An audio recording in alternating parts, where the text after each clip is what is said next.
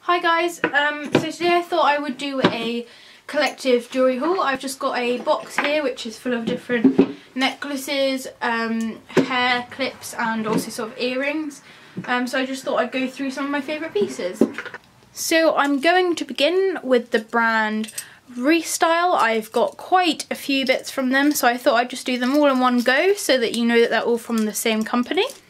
So I'm going to begin the Restyle items with this hair clip. It is of a steampunk moth. On its wings it has a really intricate design of cogs and also screws. I just really love this piece. I think it's so interesting. Now when I bought it I was slightly concerned about the outside of it. As you can see, it does have these rough cog edges to it. I thought that my hair may get caught in that, but they are actually smoothed off. Although you can see the detail, this is just a slight groove, but the rest is smooth, so your hair does not get caught in them. The only issue which I do have with this is it is very heavy. It's fully made of metal, and it does mean it does pull your hair down, so you can't attach it to anywhere where there's not much hair. So I would recommend, if you do have really thin hair or your hair isn't very strong, you should possibly give these items a miss. What I have learned is that you can actually put a hair bubble or a hairband in your hair, which will create sort of an anchor for it to rest upon, and it will take some of the strain off of your actual hair roots. Other than that, it is a really nice curved shape, so it does go really well with the outside of your hair. I will insert a picture of how big it is when it's on compared to my head, as although this does look quite small and in the pictures you can't really tell how big it is, when it is on it does take up the majority of the back of your head. So the next piece I'm going to show you from Restyle is this brooch slash pendant.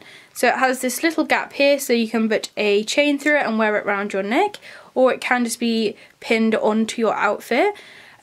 This item is again in quite a heavy metal, so that is something to consider, because the actual pin itself isn't too sturdy. As you can probably see, it does move around a bit. That is one thing to consider if you are planning to wear this for long periods of time. The actual design is really intricate. It has this sort of Victorian-like background to it, with these two bat wings and a raven skull. All the parts of this brooch are all securely welded together, so there's no chance of it coming apart. One negative of this brand is that the silver plating of it does sort of begin to rub off after quite a lot of wear. As you can tell from the top of the head and the wings, they are starting to go bronzy colour. Now it does say when you buy them, do not get them wet. Unfortunately I have worn this one in situations where it's been raining or it's been quite a humid climate, so I don't know if that is what has affected this item. So this next item is also from Restyle. It is a necklace with an adjustable chain, so you can make it shorter or longer. This piece actually sort of reminded me of a bat, just the shape of the main base of it, although when you look closely it is actually a spider web. So the design of this has three large plastic circular sort of gems, and then it also has these hanging teardrop ones.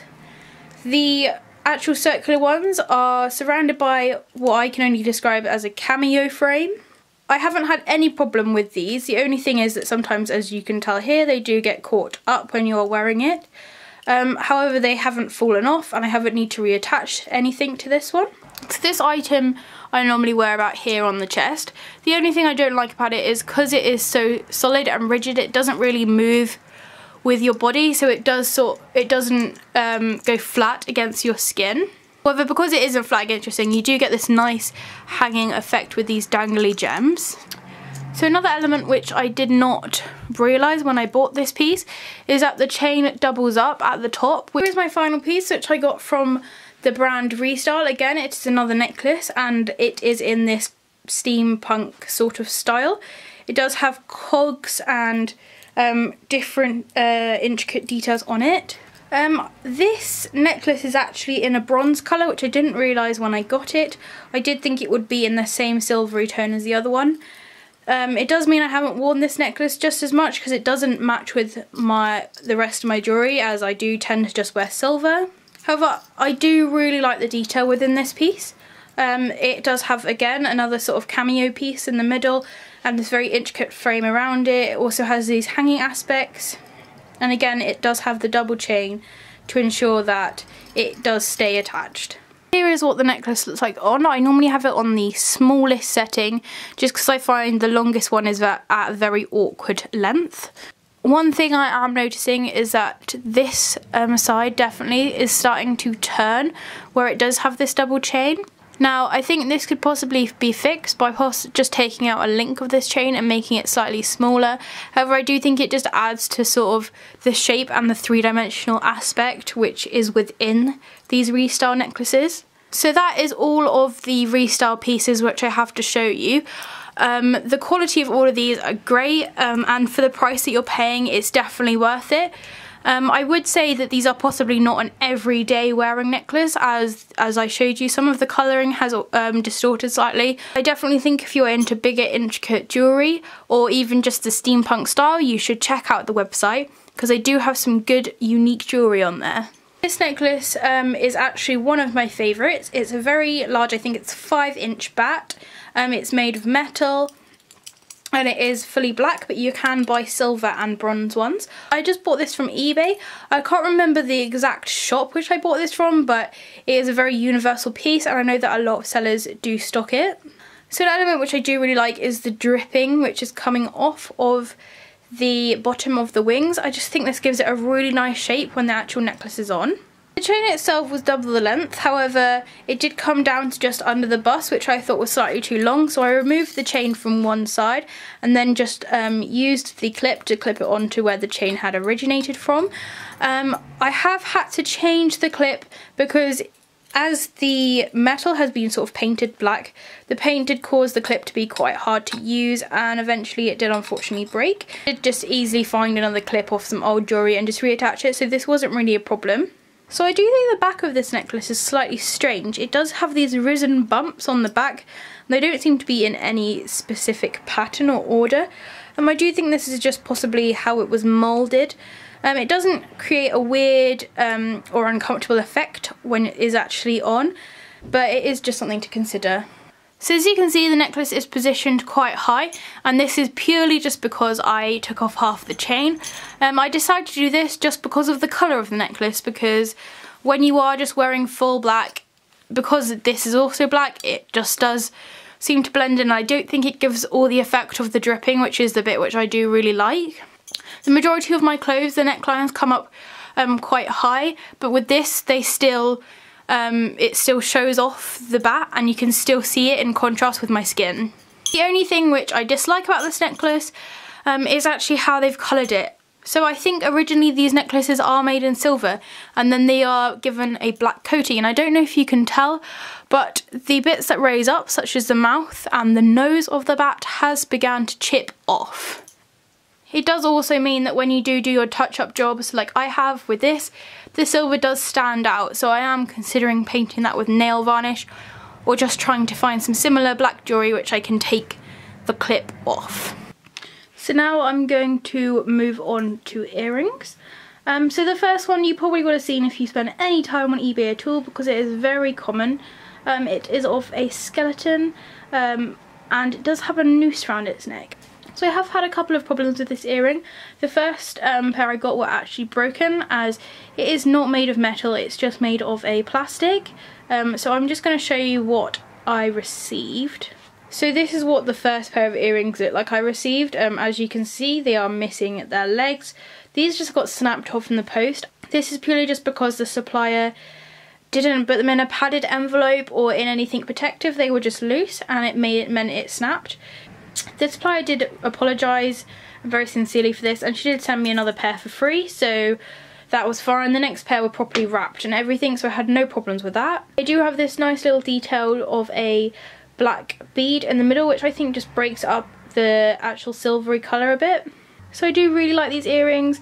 They're really lightweight and they don't seem to aggravate my ears at all. So the next earring I'm going to show you is homemade. As you can see, it is just a little toadstool and it's made out of a modelling clay. Again, using this kind of clay which you can get off eBay or from any craft store, It is very lightweight and it's quite easy to work with, and once you've modelled it you just put it in the oven to make it hard. I am planning to get my sister to make me some more of these so that I can sell them on my Etsy site. So I do find Halloween is a great time to get earrings, and these are actually listed as Halloween earrings on eBay. Although these are meant for just dressing up, I do really like them, and they are these little spiders. I just thought these were so funny because to me it looks like the spider's actually like screaming or like singing. Again, it is made out of this sort of fake metal-y material, however these ones were correctly wrapped and they didn't snap or anything. I had no problems with them, and again, because these aren't actually fully metal, they aren't heavy at all, so they don't aggravate my ears. So this pair I got, there are these little golden cameos. I got them from an antique shop which is close to where I live. They cost me £3, they were pretty cheap, and I just wanted to highlight the fact that you can find some really nice sort of alternate gothically inclined earrings in thrift stores and antique shops. I do realise that these earrings are actually gold, which kind of goes against my main colour theme, but I do have a gold cameo necklace, so I thought that these would go really nicely with them. So the next earrings which I have got are slightly bigger than the rest, and they were the most expensive. They are from the Etsy site Horrible, who specialise in sort of gothically inclined jewellery, and although they are quite big, they are not too heavy to wear in your ears. I had no problem with receiving these, and the actual shop owner is very good at keeping a good communication with the customer. You can actually choose between how you want the top of your earring to be, so you can have it like this, so this bit just folds down, you put it through and it just clips back up again at the back. Or you can choose to have the regular fish hook style. So I bought this style of earring because I did like the detail.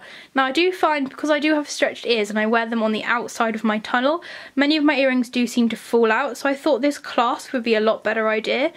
Now the only complaint which I have is that because this clasp is so thin and it is meant for a regular ear piercing, after a while it did start to cut into my lobe, which is quite worrying when you do have stretched ears. I think the main reason why they probably caused this aggravation to my earlobe is because they are that bit bigger, and it means that the wind catches them easily and pulls them up around. So fortunately I have other piercings in my ear.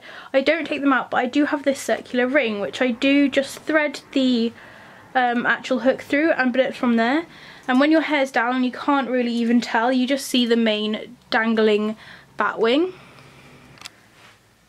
So moving on to another hair clip. I have reviewed this before, so I'm not going to go into much detail about it, but it is from Etsy and it is just this really simple black hair clip. So I do really love taxidermy, and although I haven't tried any out myself, I am planning to in the future. So this piece is a little bug. It has beautiful colours within it. I don't know how well the camera's going to capture those. It's set in a resin, and the back of it is actually glow in the dark, so when you wear it, it does create this really nice effect when it's dark. Now I believe this was just bought off eBay for a couple of pounds.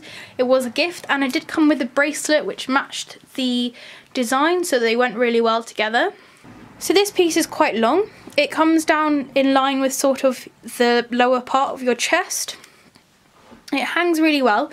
The only slight complaint I'd made about it is actually the string. As you can tell, in comparison to the other strings of my jewellery, it is very thin, and I spend a lot of time worrying when I'm wearing it that it's going to snap. I have bought other string to thread this onto, however the actual hole that the string goes through is very small, so I'm possibly going to need to drill that and make it slightly bigger, or get some metal and make a metal loop just to attach it to. Now I don't tend to wear very many chokers other than the one which I wear daily, but this one's just possibly for going out. I haven't actually worn this out yet. It was given to me as a gift this Christmas. It is just a velvet choker with this cross on it.